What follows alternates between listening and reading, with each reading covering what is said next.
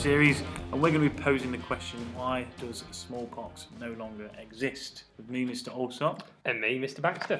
Right, so smallpox, it sounds like another disease that is really, really common these days. Chickenpox.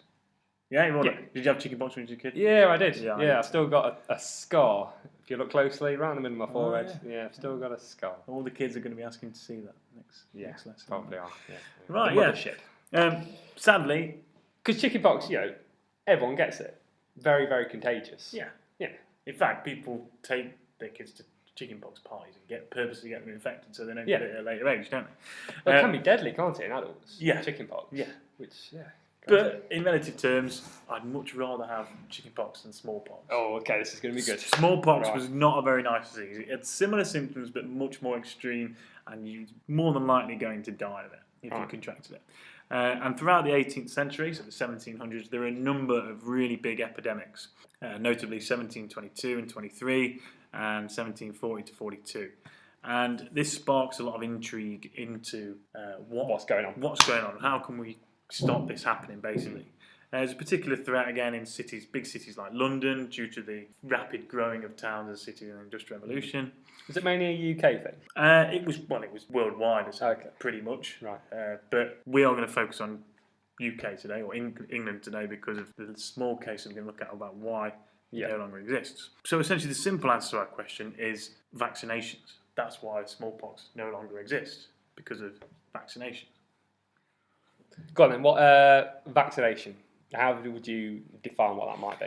So, in a scientific way, going back to my biology A level, trying to jog in my memory. All right, go on then. I'd say it's a substance that is sort of injected or medicated to you that contains the antigens, which are parts of that disease, that triggers an immune response from your body, fights that disease without getting ill, and then you have... You're in essence a weaker strand in you to then create the... Yes, kind of. It's not quite a weaker strand, but it's a part of the disease itself. All right, don't go too technical. I failed my biology A level, That's so right.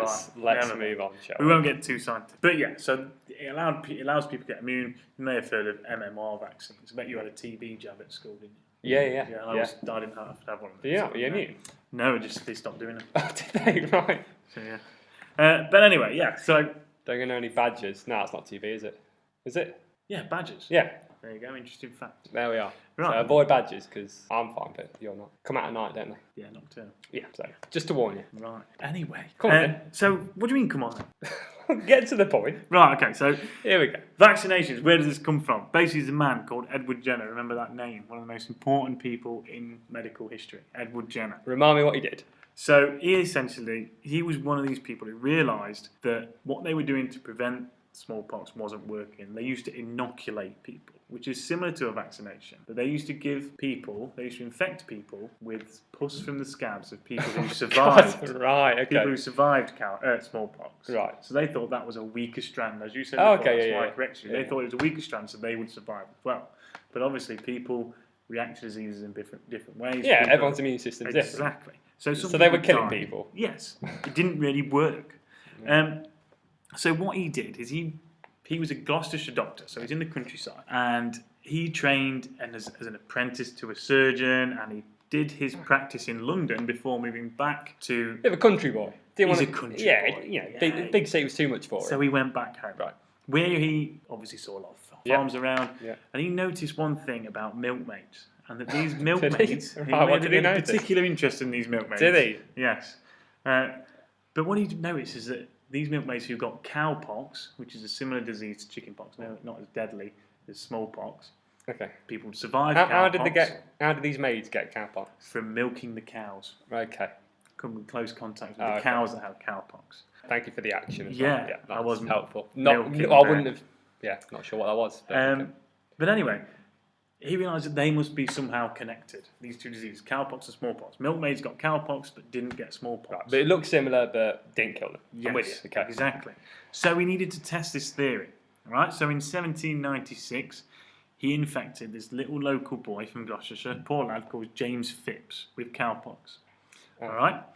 So he milked the cow? Well, he just sort of scraped a bit of a scab, gave him cowpox through sort of just medical ways. Yeah. And then, 6 weeks later, he tried to infect this lad with smallpox. Don't know what he said to this lad. That would, How much was he paying him? well, exactly. God, where did he get him from? And he infected him with it. Poor guy. And luckily, the vaccination worked. Oh. And the reason why What it's called fluke.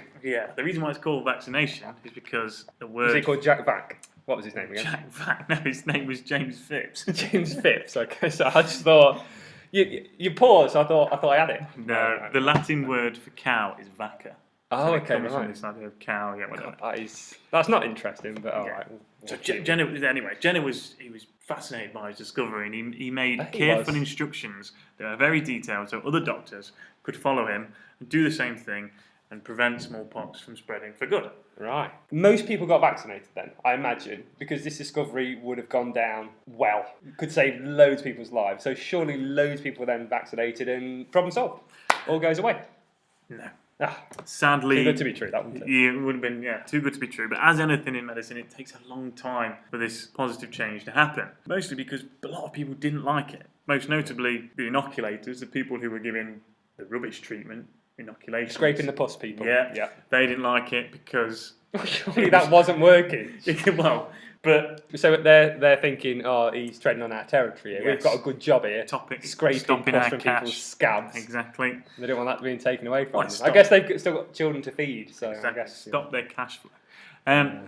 Also, the church didn't like it. Still had a bit of They don't like influence. anything, do Remember, they, the didn't church? like change. Jeez. Church didn't like it. They said that using these animal experiments was going against God's will. And the Did they ever hear a cow say no? moo sounds a bit like no. Yeah, okay, maybe not then. Maybe But anyway, not. Okay. also, other doctors didn't like Jenner. They didn't think he was a proper doctor because he was a country doctor and not a London bigwig. Do you know what I mean? Yeah. So there was a bit of snootiness going on. Right. But they had one thing, or Jenner had one thing, or one institution on his side, and that was the government.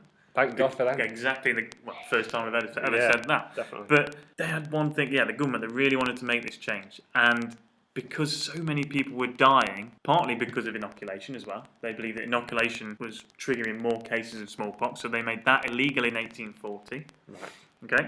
So this is long after Jenner's discovery Yeah, in the yeah. late 1700s. We're talking over 100 years though. Yeah. And then they agreed to provide children with vaccinations at the taxpayer's expense. Okay. All right? That went down well. So exactly. This is a time where people didn't like the government get involved in their lives. Massive change in politics, really. And then they make smallpox vaccination compulsory in 1852, which there was massive resistance to, but you could be fined if you didn't get people vaccinated. Right. So that was it. But some people would just pay the fine.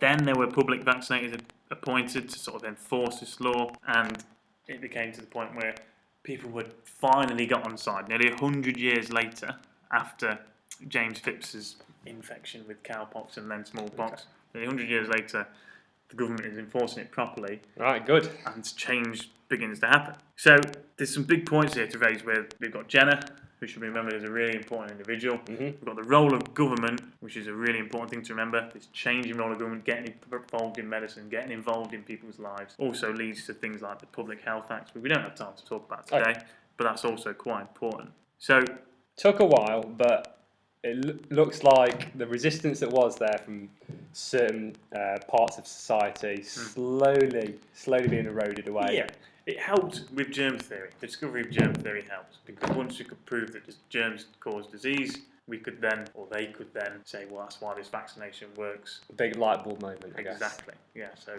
once that had been proved, Right. Jenner's discovery was more successful. So a positive note to finish then. Yes. This is okay. We're Told you we're we'd get getting more there. positive. We're getting there. Progress. Excellent. Right. That concludes today's podcast. So that's goodbye from me. And goodbye from me.